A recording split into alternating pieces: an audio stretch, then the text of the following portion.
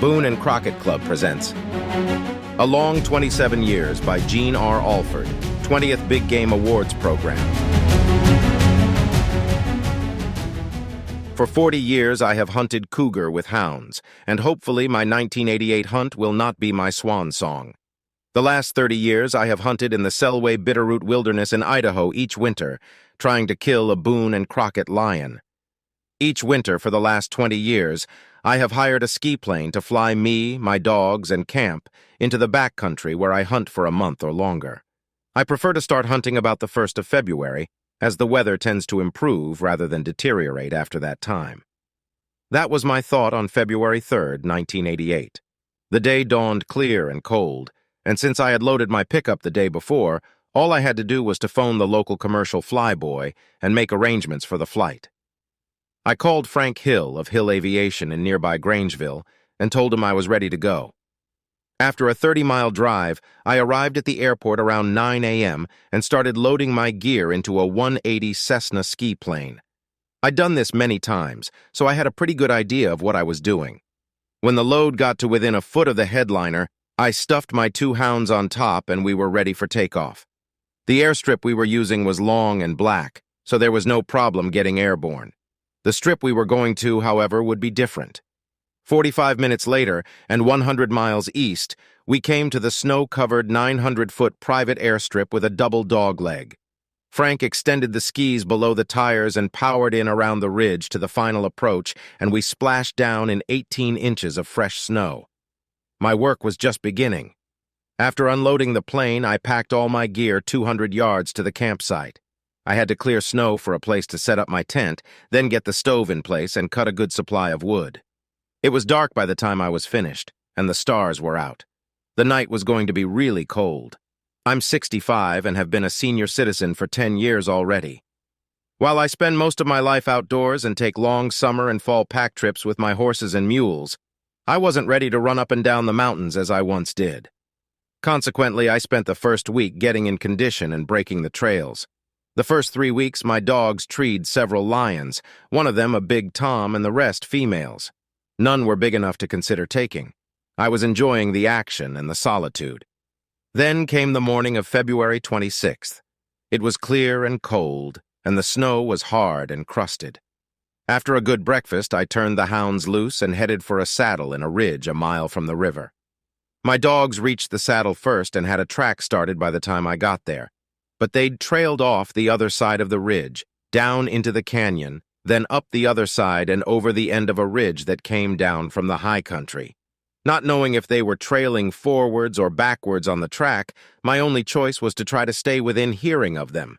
In the steep Selway Bitterroot, that's not always easy. I headed up, staying on top of the ridge they'd crossed. From there, I could hear them well enough to know the direction they were going. 3 hours of uphill climbing later, I found where the dogs and lion had crossed the ridge that I was on. After another hour of steep climbing on snow that was getting soft, I could hear the dogs barking, treed. They were still a long way off. When I finally got to the scene, I found the cougar treed on a steep north-facing hillside, in a tree that had fallen downhill and was now lying in the tops of others. When I saw it, I realized for the first time that my dogs had treed the cougar that I had spent most of 30 years looking for. It had been a long time since 1961, when the lion I killed that year had challenged Teddy Roosevelt's record cougar. I would take this cat. The big lion was nervous and wanted to get out of the tree. I was nervous and didn't want him to jump.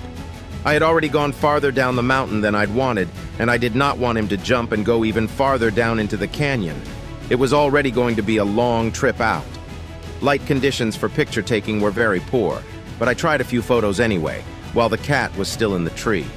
Then I tied up my dogs in case I had a cripple, a situation that can get dogs hurt or killed.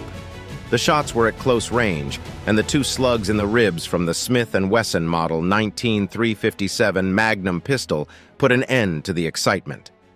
Skinning the heavy cat on the steep hillside in 2 feet of snow was no small job. An hour later, I had his hide and head on my back and had started up the mountain.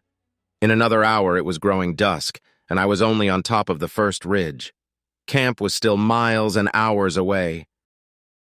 I can only estimate the cat's live weight, but from experience and the size of the hide, laid out on a log, it was 9 feet, 7 inches long, I'd put it at 225 pounds.